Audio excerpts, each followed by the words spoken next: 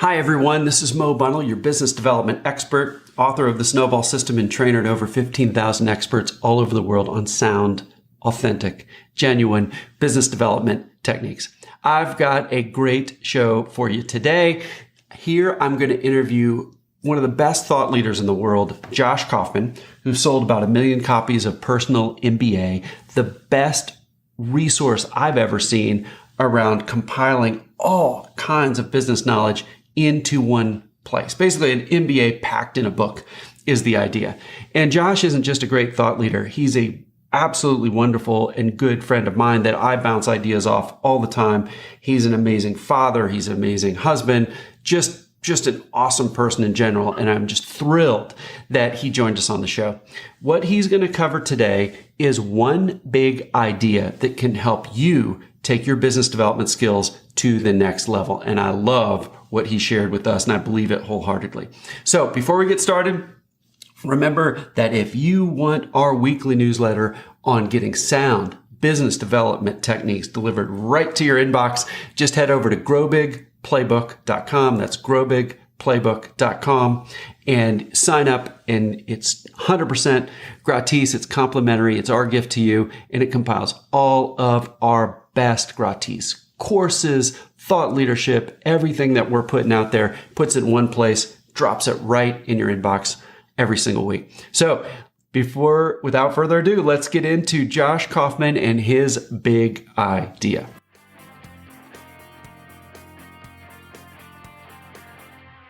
Josh Kaufman, man, I am so excited to bring your amazing knowledge inside your bald head. More on that later to our audience. You're a great friend. You're an amazing business leader. And I personally love, not only do I have my copy of the 10th anniversary edition signed of Personal MBA, sold almost 1 million copies now, which is exceptional. But I've got to say, I've got my copies of How to Fight a Hydra, not just the final version signed copy with a smiley face on it. Drawn by you.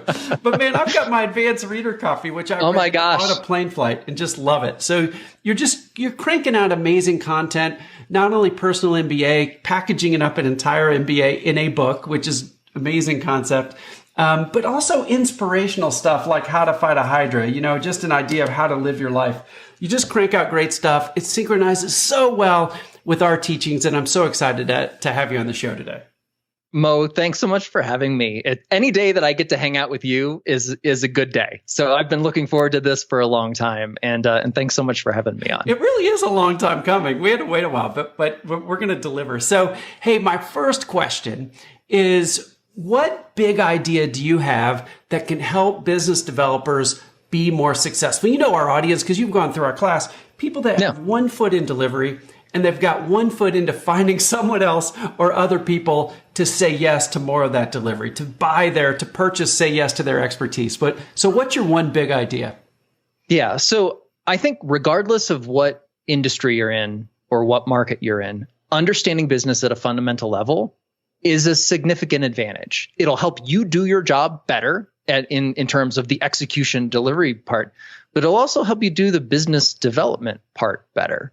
Understanding what your customers want and need, understanding the challenges that they're facing in their part of the organization. Who's the decision maker? What is the decision maker looking at or worried about or focusing on?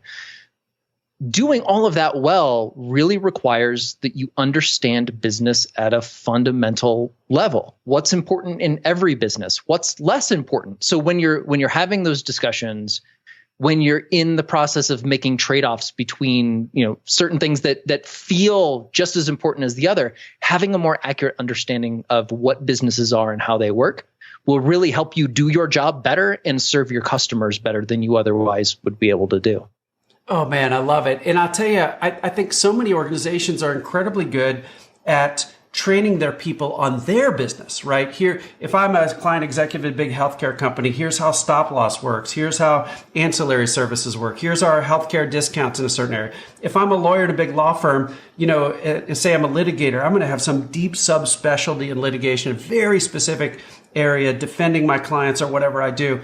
And the organizations are really good at teaching those things, but they're not necessarily good at teaching the general business language and how to communicate that to a client. So go a little deeper on your idea.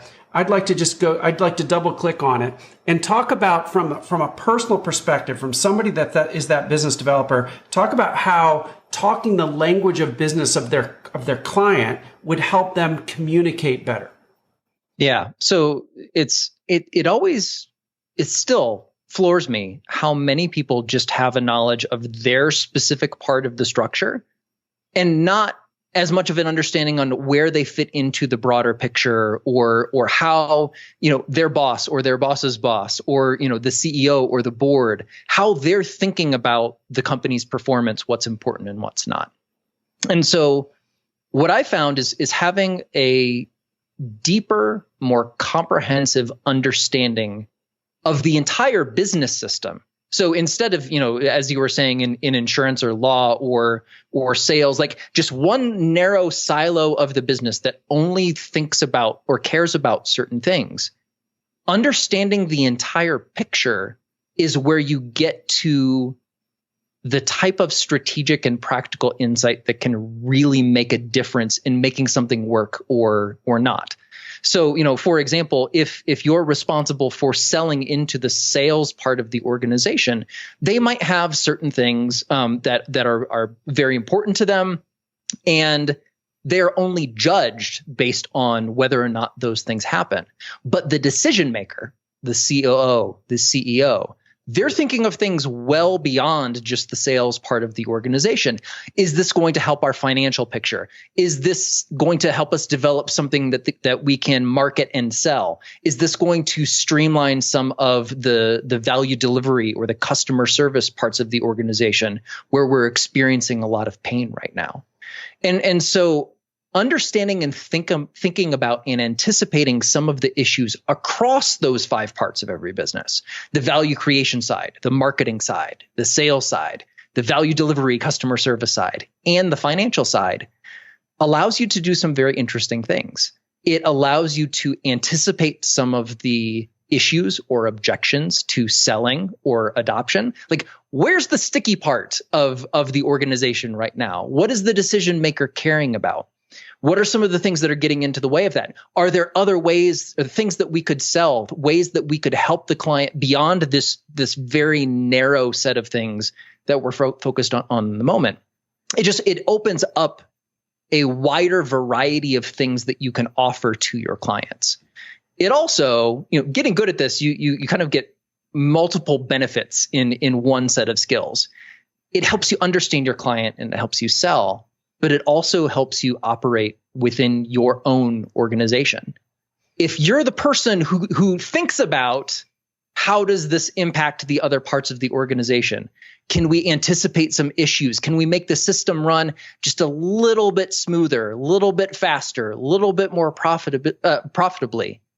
All of those things make you the go-to person in your organization, the person who's thinking into the future, the person who is able to see all of the trade-offs and anticipate issues before they arise.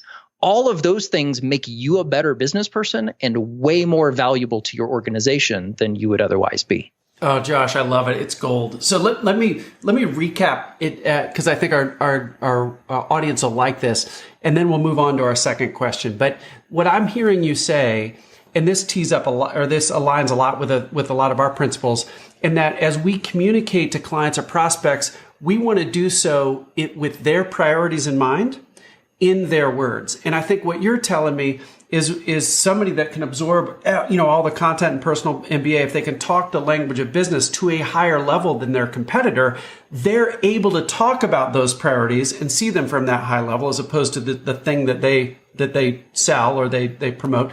And they're also able to use the words of the client in a way that's much more meaningful than if we were using our words internally from our organization. We could sound like jargon outside. It's shorthand inside, but it sounds like jargon outside. So you're really talking about taking every single aspect of the business development process, from asking questions to overcoming objections to developing relationships, creating demand, closing deals, retaining work. All that gets a little bit better meaningfully if you can talk the language of business. That's exactly right. And, remember, and you teach this so well, business development is about trust. And so when your clients or the people that you serve have more reasons to believe that you understand them better than anyone else, and maybe better than they understand themselves, everything that you can do to encourage that, not just perception, but reality, to really get the folks you're serving at a deep fundamental level, the more they're going to trust you, the more effectively you're going to be able to work with them, and the more effectively you're going to be able to close business. I love it. Though that's the perfect. So that was really meaty, really good. That sort of wraps up our big idea question 1. Now we're going to move to question 2, which is about how do you use some of the specific principles that you've documented in Personal MBA to help manage your opportunities. All right, Josh, we're back. And here's question 2 in our series, our little micro episodes. Help us understand how folks can use the idea of talking the language of business. That knowledge you dropped to us in the first question. Now we're to the second question. We're going to do sort of a deep dive in managing opportunities. This is about creating demand, bringing deals across the goal line. Little shorter term than relationships we'll get to in a second. But when we think about managing our opportunities, any place a person needs to say yes, another human being needs to say yes, that's an opportunity. How can the knowledge and the ideas in Personal MBA help somebody bring more opportunities across that yes line so that they can bring them in? There's a specific technique that I teach in the Personal MBA. So the book is kind of divided into 3 parts: business, people, and systems. And this is a technique that comes straight out of the working with yourself, working with other people part of Personal MBA. And that's the idea of a thought experiment or a counterfactual. So the technique is very simple, very straightforward. What would it look like if fill in the blank? Asking those sorts of questions. What would have to be true for some situation to occur or something to work out? This is, as a technique, these are called counterfactual questions. What if, what would happen if? And the reason that these are so useful and so versatile is a lot of the power, the opportunity that we as individuals have in business is both understanding what is true in the given moment and what could be true or what could be a way that we could go about making things better in the future. And so, and particularly if as in the process of doing business development, we're all about the future, right? Like, what could we do to help you, client, get this particular result that you're looking for? What would have to be true, client, in order for you to move forward with us so we can help you get this particular result? And so as a question, it's so useful and it's so versatile because it applies to everything. And it kind of gets out of the mode of what are we dealing with right now? What are our constraints? What are the trade-offs? What are the hard things? And it gets people, both yourself and the people you're talking to, into a mode of thinking and wondering and imagining and trying to see what could be. And so as a planning tool, as a sales tool, as a working with yourself, trying to figure out how to get what you want out of your business, out of your career, all of the most valuable questions that I've found in the practice of business start with that hypothetical. What would it look like if? What would have to be true if? And the tricky part about the technique is you just assume that the thing that you're looking for is absolutely positively going to happen. There's no doubt about it. Foregone conclusion. You know how if you get in your car and you're using a GPS program to give you directions, the GPS doesn't work unless you supply it with a destination or an endpoint, right? Before that, it's just like a map sitting there. It doesn't really help you. But as soon as you supply a destination, all of the planning circuits click into gear and the system can give you a route to the destination. Your brain is the same way. And so what these questions allow you to do is artificially supply your brain a destination. And then the planning circuits can kind of kick into gear, and you can start to see things or ask additional questions, collect more information, try things out as experiments. All of these things are possible just by holding that question in your mind for a moment and figuring out what would have to be true if, or what would it look like if this is going to happen. It's a wonderful technique. I recommend it highly in pretty much every circumstance. Josh, I absolutely love it. And I'm thinking of application even for myself. I love great questions.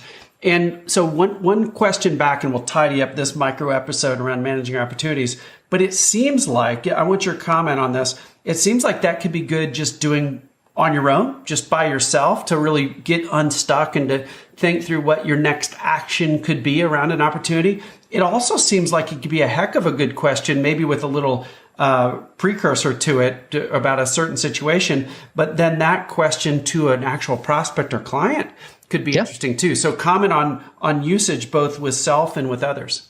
Yeah. So on the self, and I can speak from personal experience. Most of the breakthroughs that I've had in my business and in my career have started off with a thought experiment or a counterfactual question.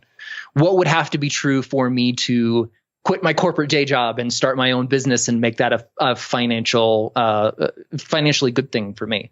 I was sitting on a plane halfway between California and New York when I finally sat down and asked myself the question and figured out exactly what I would need to do in order to make the leap from corporate work to entrepreneurship.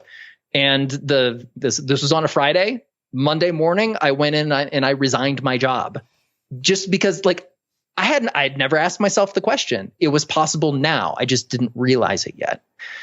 So as you're looking forward to planning a new quarter, planning a new fiscal year, you have some financial goals, you have some project management goals, you have some personal goals that you want to make progress on. Starting with a thought experiment question is always the most effective way to start, because it kick all of the neural circuitry that needs to be in place for you to figure out how to get from where you are now to where you want to be. The way you kick it into gears by asking a question like this. The same thing goes if you are running a company or running a team. You have corporate financial goals, you have sales goals, you have project management goals, you have your personal career goals or things that are important to you. Maybe you're aiming for a promotion. Maybe you're up for partner. Maybe you are a salesperson and you want to get to the next higher tier of commission. It doesn't matter what the discrete goal is, but understanding and asking yourself the question, what would have to be true in order for me to be promoted to this C-level position that I'm aiming for? What would have to be true in order to double the amount of sales that I made or that I would make next year versus this year? And what I really like about starting from that place is it helps you figure out, instead of being mired in the, do I think it's possible right now? Do I think this is realistic? Do I think that I can pull this off? You just throw that out the window. Just assume that it's possible for a little bit. Turn the self-criticism parts of your brain off just a while. And you can figure out, okay, I doubled my sales this year versus last year. What would have to be true in order for that to be a reality? And it helps you almost, in a sense, work backwards, if that makes sense. Yeah. And you come up with ideas that you wouldn't otherwise have come up with just because you weren't framing the problem in that particular way. So yeah, as both a personal planning tool and as a corporate planning tool, this is the best place to start by far. Oh, I love it. I'm just processing on meetings. I can weave this right into, make it part of my my sort of daily routine or meeting routine. All right. So that would summarize our second question really nicely. Our next episode is going to talk about how to use some of your principles in personal MBA to help manage and deepen relationships. All right, Josh, here we are. It's time for the third question. We have covered your big idea, which I really liked. If you haven't heard that, audience, go back and listen to it. Then we talked about how do we get more deals sort of across the goal line? How do we manage our relationships proactively? Really killer tip on that. Now we're going to talk about relationships. So if opportunity is a little shorter term, we define those as somebody that where somebody else has to say yes to it. It could be anything. So we covered that. Relationships are a little bit longer term. We carve them out because sometimes relationships and opportunities overlap, but sometimes a great relationship is somebody you want to invest in. There's nothing they can purchase from you now, but you know that they're going to be super important for your long-term success for whatever reason. So Josh, drop us some knowledge from Personal MBA on how somebody can be more effective at managing and deepening relationships. Sure. There is a new concept in the 10th anniversary edition of the Personal MBA. So there's almost a chapter's worth of new stuff in the latest edition. And one of these concepts is specifically about relationships. It's called earned regard. And there's a great story that I included in the book. Toby Luque, the CEO of Shopify, has a great analogy for this. He calls it the trust battery. And he uses it in this sense to explain how to work more effectively in a team, but it's universal. It applies to all sorts of different relationships. And so this is how it works. When you enter into any new relationship, be that with a team, coming into a new company, working with other people, working with a new manager, working with new clients, or just anyone who you interact with on a daily basis, trust is something that needs to be built over time. It's not something that you are instantly given the keys to the kingdom the moment you start a new relationship with somebody, right? Like everyone in business development, I'm sure you've never had the experience of meeting a new prospect for the first time. And 2 seconds into the conversation, they say, "Oh my gosh, you're the very best possible thing in the universe for me. Here is my checkbook. You can just have it. Write yourself a check anytime you need it. I want everything you have to sell. And I am signing up for this forevermore. We never have to have a conversation like this ever again." It doesn't work like that, right? It would be great if it did, though. It would be great. And Mo Bundle would be out of a job, and That's right. There would be no need for business development training. Right. Yeah. So like we get that viscerally on a business development side, right? Trust is earned. It's earned by showing up, demonstrating that you understand them, their needs, their desires, what they're aiming for. That you know what's important to them, you know what's not. You provide value. Like, I love how you talk about this in the snowball system, because it's even at the prospect stage or like before pre-prospect stage, you don't even know if there's anything here or not, but you keep showing up, you keep delivering value, you keep maintaining that relationship, doing whatever you can to be helpful. And over a long period of time, that trust builds. And that's why Toby Luque called it the trust battery. It's something that fills up over time. And when you get to a high level of trust, you can do a lot. You can suggest a lot. Your arguments are more persuasive. Your business development activity is more effective because there is earned regard. You have earned the right to be heard and understood and your opinion valued. The same thing works with the folks that we work with in our company. Right? Like even if you're tomorrow, you're hired to be the CEO of a new company and you have the proverbial keys to the kingdom, you need to earn the trust and the respect of the other executives, the board of directors, the employees, the staff, all the way down. And you do that fundamentally in the same way, by showing up, by providing value, by earning that trust over a longer period of time. And so I think, as one of those fundamental orienting concepts around how should we go about interacting with other people when you're starting a new relationship, what's the best way, most useful way to enter into that process in a way that's going to produce the best possible long-term result? And it's really keeping this idea first and foremost in your mind. Trust is earned, regard is earned, And the more you keep showing up, the more you keep providing value and demonstrating your fundamental trustworthiness, the better the results you're going to get. I want to double click on this because I think it's so valuable. What are your top couple just super practical tips on how somebody builds that trust? I've got so many ideas and I want to jump in and start spurting out stuff, but I'm not going to do it. I want you to answer. Give me your top tips. You are absolutely the expert here, so I would love to hear that. I think there's a related concept, and I also talk about this in the Working with Others chapter of the Personal MBA, called the Golden Trifecta, which is my personal summary of the venerable, still very good and useful book, How to Win Friends and Influence People by Dale Carnegie. And the entire book boils down to treating people in three fundamental ways. You treat them with appreciation, you treat them with courtesy, and you treat them with respect. And so again, like in the same instance as of earned regard, like a fundamental orientation or way you go about interacting with other people that is likely to produce a positive result. The more you can interact in a way where they feel appreciated, where they feel like you're being courteous to them, where they feel fundamentally respected and valued as a person. And then particularly in the business development sense, you layer on adding value on top of that. So the value is the thing that you're doing to make their life or their career way better. The Golden Trifecta, appreciation, courtesy, and respect, that's the how you're doing it part.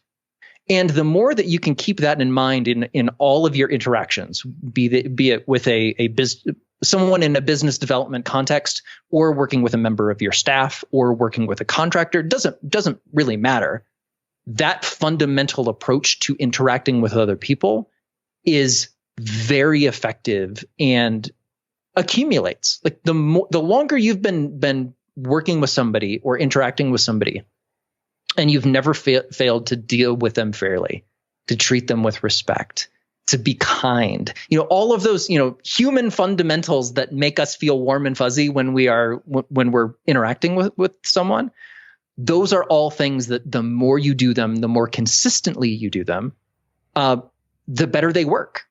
And, it's easy in the stress of things, in the busyness of things, to sometimes be hurried and to forget or to slip or to not be as diligent about, treating people in this way as we otherwise might be.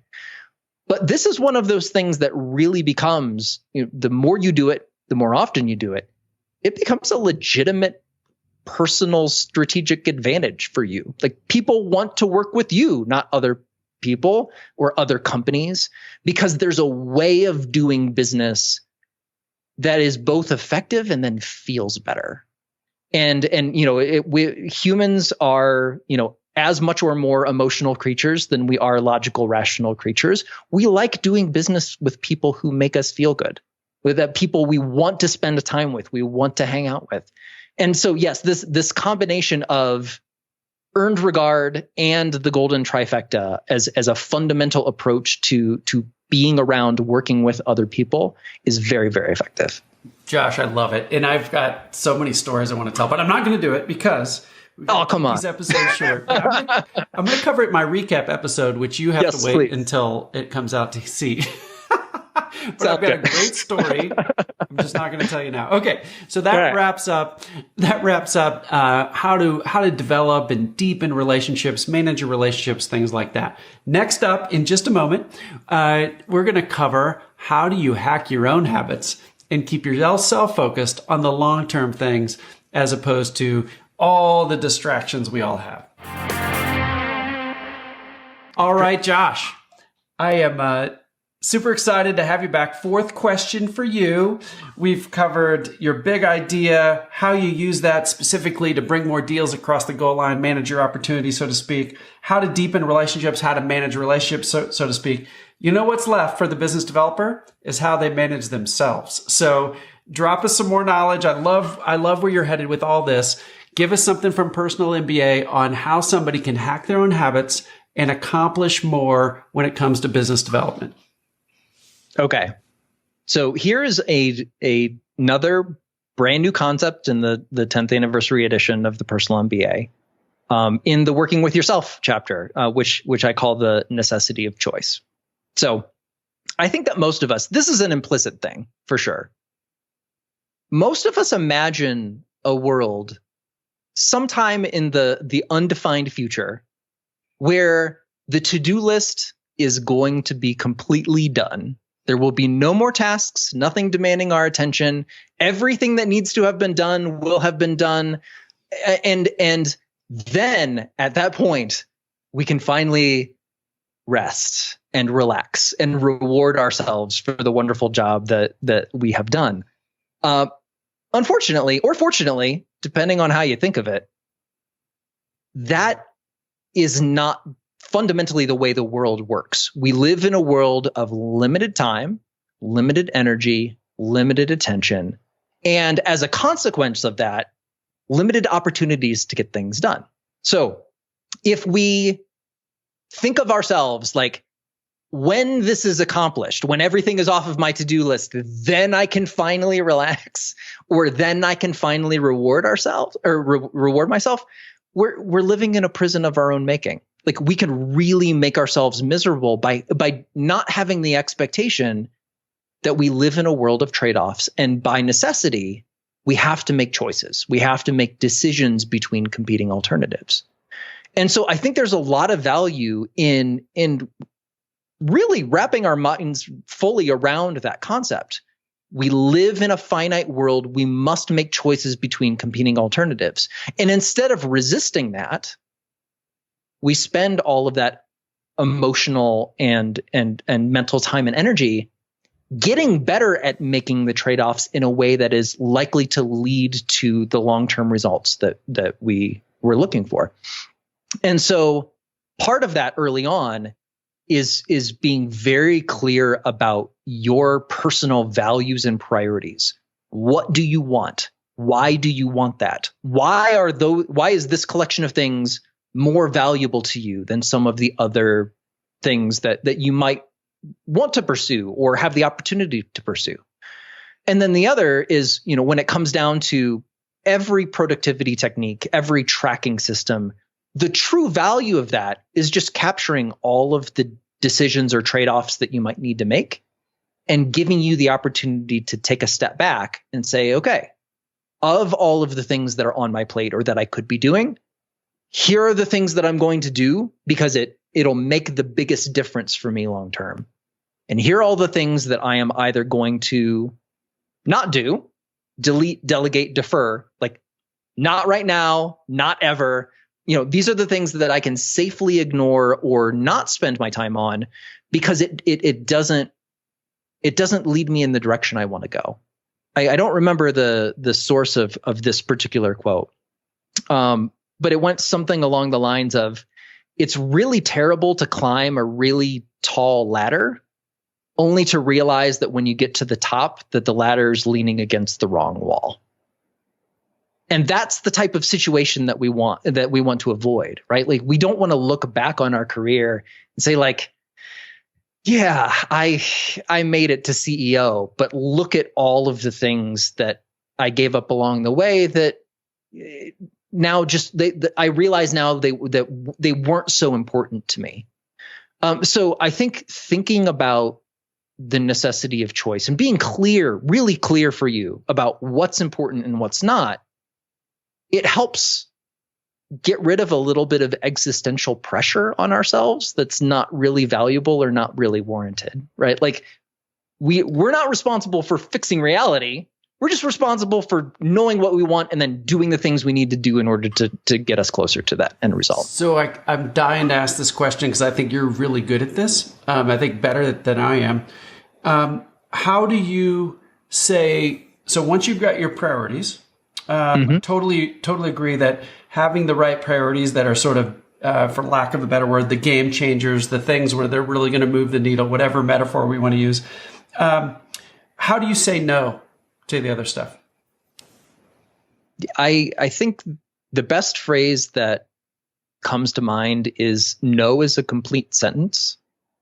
it's okay to just pass on certain things. Or it's okay to say, you know what, like there may be a large group of people who look at what you're doing and say, oh, you have the opportunity to do, this cool, crazy thing. Like, how could you give that up? How could you not value this opportunity in front of you? Like, it's the social ramifications often that are the biggest barriers to us in really like choosing not to go after an opportunity or choosing to say no to something that other people would say yes to.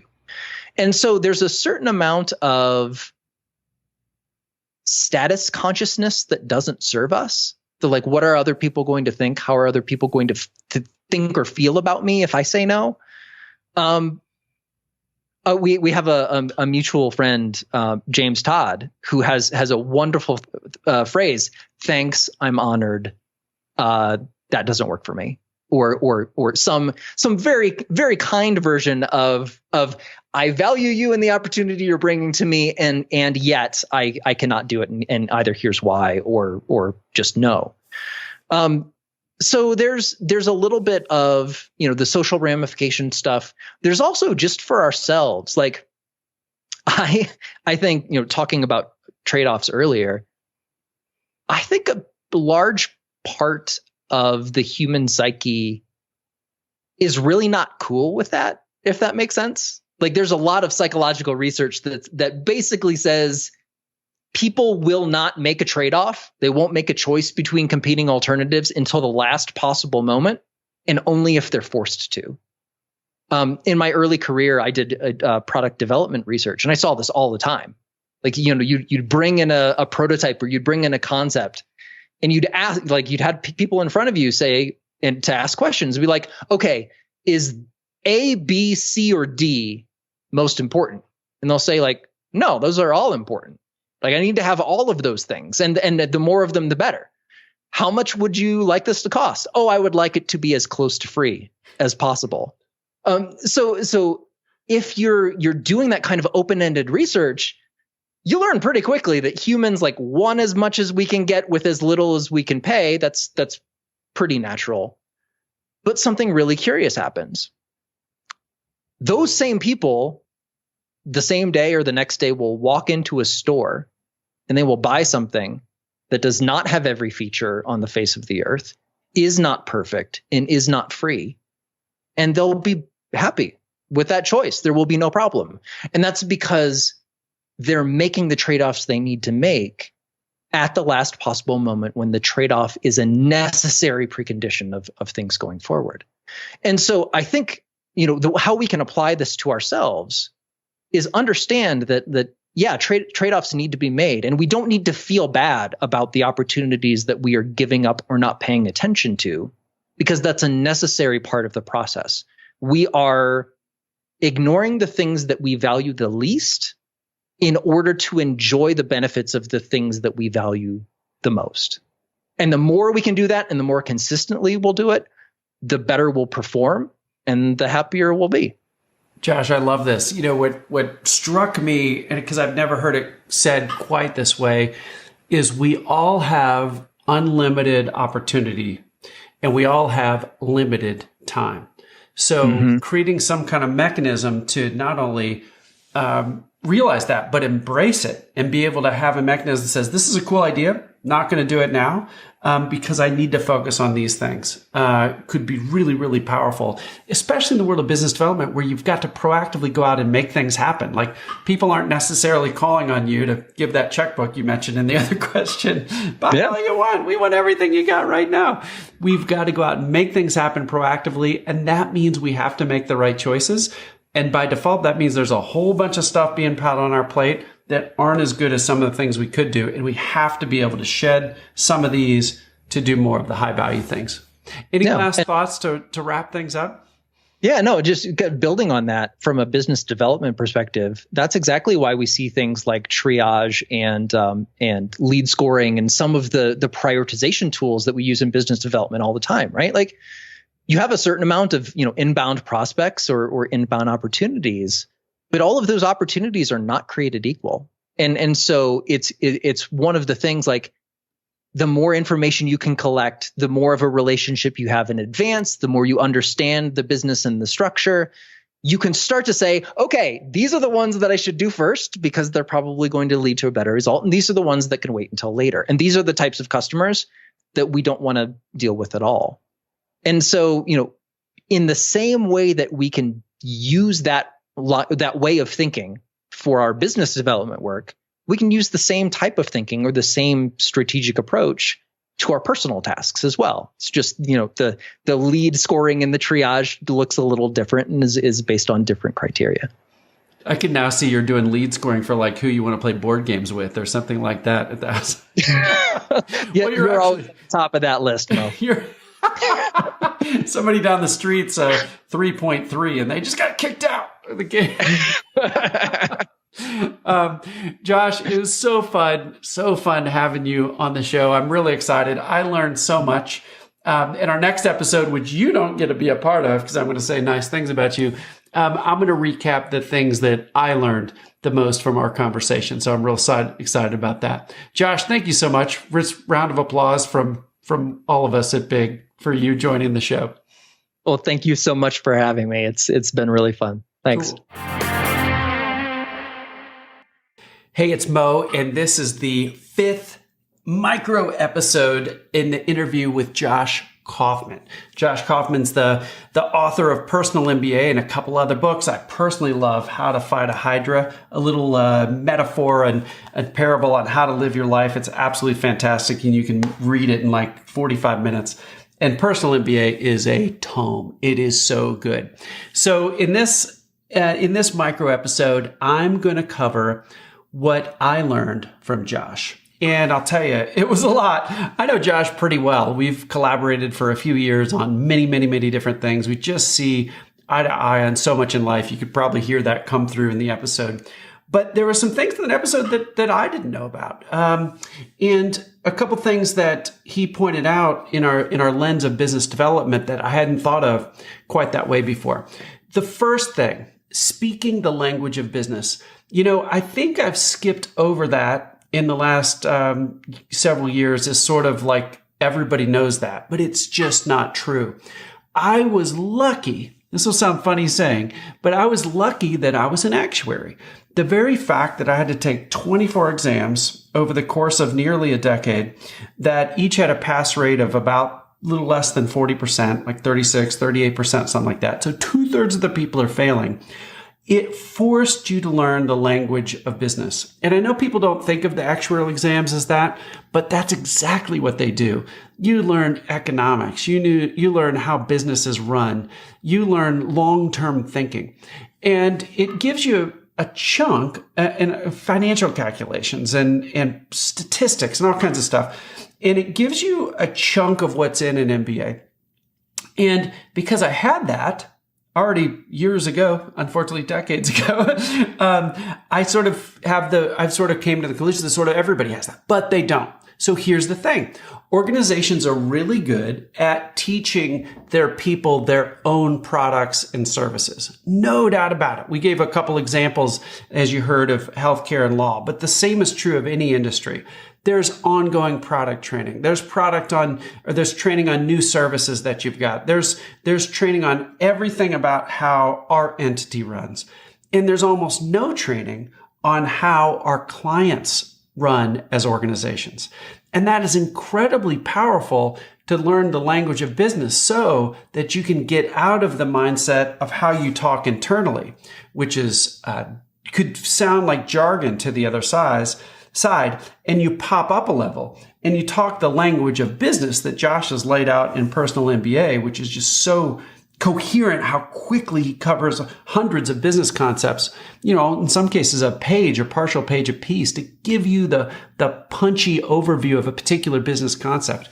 And being able to talk in that language and get out of the habit of talking your own company's language and into the habit in talking the language of business within the context of your client, that's a differentiator. And I never thought about how adding that as a layer on top of every component of the business development process could be such an advantage. You're going to talk about their priorities in their words, adding in the layer of a deep understanding of business.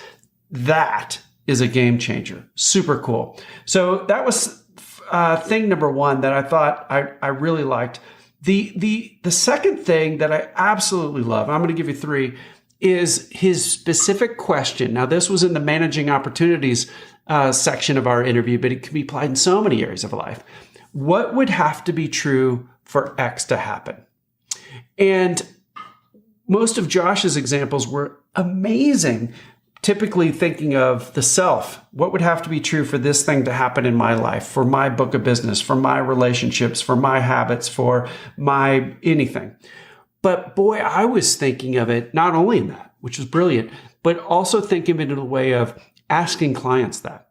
So in our example, we have a change management methodology to help entire organizations get focused on business development. Well, I was sitting there thinking, as I'm talking to senior leaders, a CEO, a line of business leader, a managing partner, whoever, somebody that's on the hook to deliver growth, basically being able to ask that question, maybe with a little prefix specifically around their business. And then the ending being, well, gosh, we've got a perspective on this. We've got a complete change management methodology. We call it the red velvet rope approach, and think big, start small, scale up. And I'm happy to share that with you. But when you just think about your business, what would have to be true for all of your experts to be focused on business development to the level they're focused on delivery? And just asking a question like that is a killer gravitas question, so that they're starting to think of, in their mind, what would have to be true to make that happen. And then we could layer in our expertise of how we've done that dozens and dozens and dozens, hundreds of times. That would be a heck of a conversation. That one question might prompt 30 minutes of amazing dialogue where we're starting to co-create, build it together is how we talk about it, build everything together, how we're starting to now think through what the next step should be together. We've got expertise. They've got internal expertise, so that they can achieve what they want to achieve. That's pretty cool. What a great question to use professionally, personally, inside your organization and out. So the third thing that I just absolutely loved Josh talked about, and I hadn't thought of it quite this way before, is that we have unlimited opportunities as humans and we have limited time. Just because that is true, we have to have a mechanism of cataloging all the opportunities we've got, but then having a system to triage, Josh's words, to figure out what are we going to focus on? What are the precious few strategies that we're going to emphasize over, say, a longer period of time, like 3 to 5 years or even a year? What are the projects we can do, say, on a quarterly basis? What are the daily actions we can take that line up moving those projects forward, that line up emphasizing and moving those strategies forward? And if we've got a system for doing that, we're going to be winners. The thing that I think is interesting, at least for me, again, what I learned from the interview, is that I'm really good at coming up with lots of ideas. I'm not as good at saying no to certain of those right out of the gate and having a system of triage. I tend to think of more ideas than I can do, and I tend to feel guilty then when I don't do them. So I've got to do a better job of saying no right out of the gate, and then pulling certain things back in as I have time, and realize that's okay. Unlimited opportunities, limited time, really getting laser focused on what I say no to. I think that's something I can do a better job. I think a lot of us can. And then that's going to help us really choose the things that are going to make the biggest difference for us. So I hope you enjoyed the episode with Josh. I love every moment I can spend with him. I always learn something. I cannot recommend the book Personal MBA enough. It's absolutely fantastic how Josh distills very complex things into simple frameworks is really killer. And the fact that he covers so much ground in Personal MBA that you can get an MBA, so to speak, by buying one book. It's incredible how he's packaged that up. And that's why almost 1 million people have bought it. It is really good. When you get it, make sure you get the 10th anniversary edition. There's still a lot of the other editions of the pre-10th anniversary edition floating out there. You want to get the 10th anniversary edition because it costs about the same and you're going to get a ton of new content, which is super cool. I also want to recommend go over to joshkaufman.net and sign up for Josh's newsletter. I get it. It's really good. Josh Kaufman is spelled Josh, Josh. Kaufman has one F, Kaufman. joshkaufman.net. Sign up for the newsletter. It's killer. You won't regret it. Hey, thanks for hanging out with me. I'm super excited to bring our next guest to you next week. And it's just going to be a great season 2 as we have these micro episodes that just drop little pieces of knowledge daily. And then on the video edition and then in the audio edition, the whole interview is in one place. Really cool stuff. We'll see you next time.